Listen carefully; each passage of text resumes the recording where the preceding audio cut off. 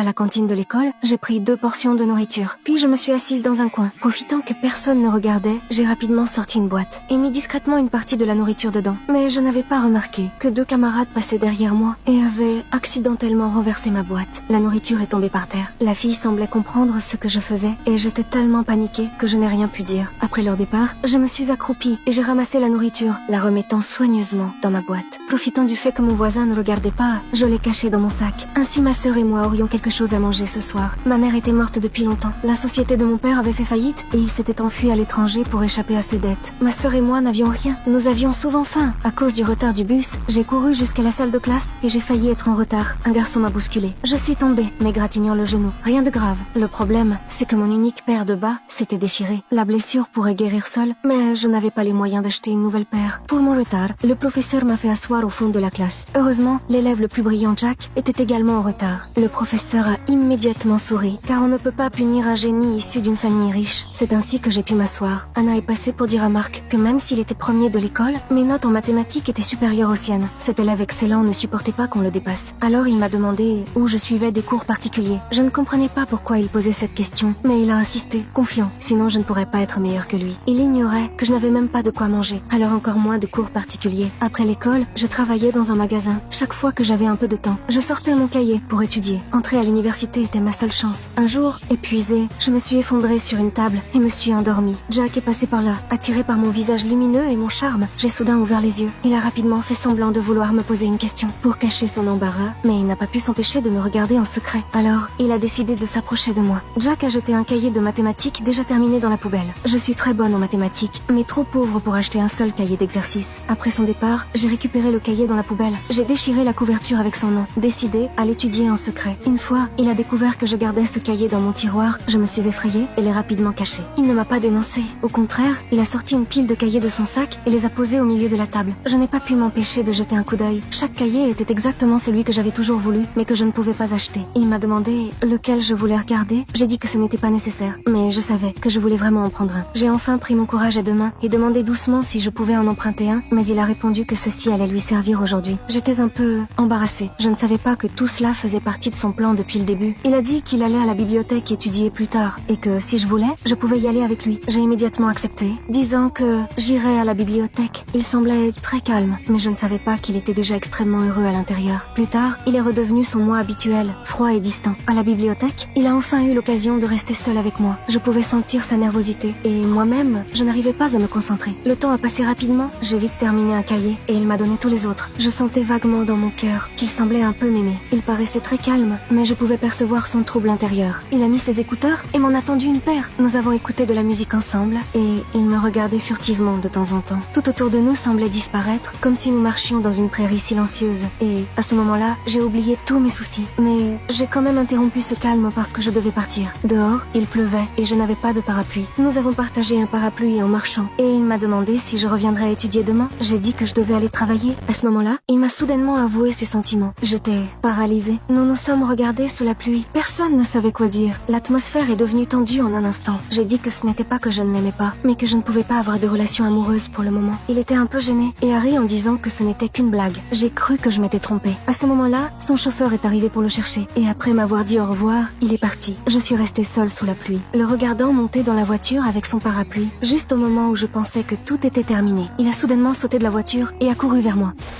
Here. See ya.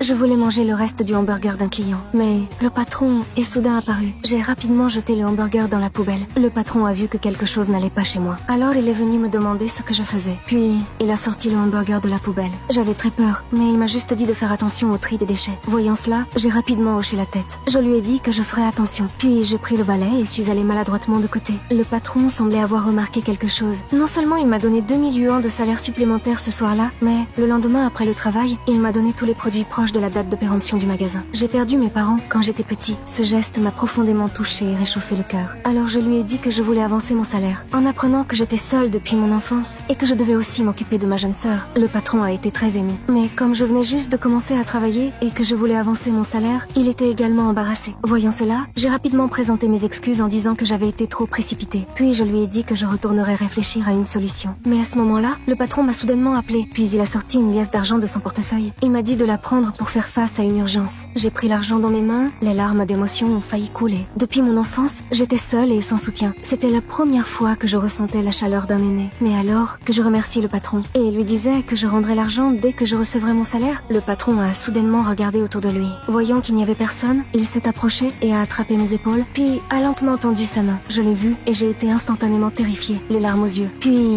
j'ai essayé de le pousser au sol de toutes mes forces. Le patron, voyant cela, a immédiatement changé d'attitude. Il a commencé à m'insulter violemment. Alors qu'il s'avançait pour me saisir et me frapper, soudain, un homme l'a attrapé. Le patron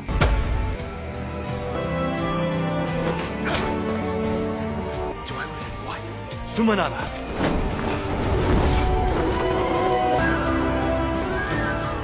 J'ai vu un billet par terre. J'ai rapidement regardé autour de moi. Personne ne faisait attention. Je me suis penchée pour ramasser l'argent. Je serrais le billet dans ma main gauche, le cœur battant de façon anormale. À ce moment-là, 2 filles sont entrées dans la salle de classe. Ce sont celles qui me méprisent le plus dans la classe. Hannah a sorti son portefeuille et a dit qu'elle avait perdu 50 000 wons. Elle m'a demandé directement si je l'avais vu. À ce moment-là, j'étais complètement paniquée. Hannah me fixa et dit « Qui aurait volé mon argent ?» Mes lèvres tremblaient. Je me répétais désespérément dans ma tête. Je l'ai juste ramassé, je n'ai pas volé. George, assis à côté de moi, a remarqué que quelque chose n'allait pas. Hannah a souri en voyant mon anxiété. Elle dit, peu importe, considérez cela comme un don aux pauvres. Hannah est retournée à sa place. Elle a même dit à Kim-hee que j'étais vraiment sans honte. Elle a même pris une photo de moi en train de ramasser l'argent avec son téléphone. Sous la tension, j'ai froissé mon carnet en boule. Ce n'était pas seulement mon cahier qui était détruit, mais aussi ma dignité. Hier soir, je suis rentrée à la maison et j'ai voulu préparer le dîner pour ma sœur. Le réfrigérateur était complètement vide. Ma sœur a dit qu'elle avait bien mangé à la cantine à l'école et qu'elle n'avait pas besoin de dîner. Je savais qu'elle me mentait, juste pour me soulager un peu. Après avoir dit ça, elle est allée se coucher. À ce moment-là, la propriétaire a de nouveau frappé à la porte. J'avais déjà plusieurs mois de loyer en retard. Je l'ai suppliée de me donner quelques jours de plus. Elle a dit que ce n'était plus possible. Elle a dit que je devais payer au moins 1 mois de loyer avant la semaine prochaine, sinon je devrais partir. Je ne savais vraiment pas quoi faire. L'entreprise de mon père avait fait faillite. Ma mère nous avait quittés. Maintenant, ma sœur ne pouvait même pas avoir un vrai repas. Le loyer pesait sur moi comme une pierre lourde et je n'étais qu'une étudiante. Alors ces 50 000 wons étaient pour moi comme de l'argent qui sauve la vie. Je savais que ce n'était pas correct. Mais que pouvais-je faire d'autre? J'aurais pu obtenir la note maximale, mais j'ai délibérément donné de mauvaises réponses et n'ai eu que 80 points. La raison est très simple. Ainsi, George pouvait devenir le premier et je pouvais prendre de l'argent de lui. Cela aurait dû rester secret. Personne ne devait le savoir. Mais plus tard, un camarade a pris une photo de moi en train de recevoir l'argent et l'a envoyée au professeur. Toute l'école parlait de cet incident. Certains disaient que je faisais du chantage à George, d'autres disaient que nous étions en couple. J'ai été appelée dans le bureau du professeur. Je ne voulais pas être expulsée. J'ai donc dû dire la vérité. Le lendemain, lors de l'assemblée scolaire, il s'est passé quelque chose que je n'avais absolument pas prévu. L'école a remis un prix spécial à George. George était aussi choqué et ne comprenait pas pourquoi, mais j'ai senti que quelque chose n'allait pas. Le directeur, sur scène, félicitait George, disant qu'il n'était pas seulement brillant à l'école, mais qu'il avait aussi un cœur généreux, aidant souvent les élèves issus de familles pauvres. Les élèves en bas ont commencé à murmurer. Il s'avère que j'avais toujours reçu l'aide de George. Je ne lui avais pas fait de chantage. On avait l'impression qu'il m'avait étiquetée comme élève pauvre, même si j'avais vraiment besoin d'argent. Je ne voulais pas que toute l'école sache que j'étais pauvre. De plus, j'avais obtenu cet argent en échange de mes propres notes.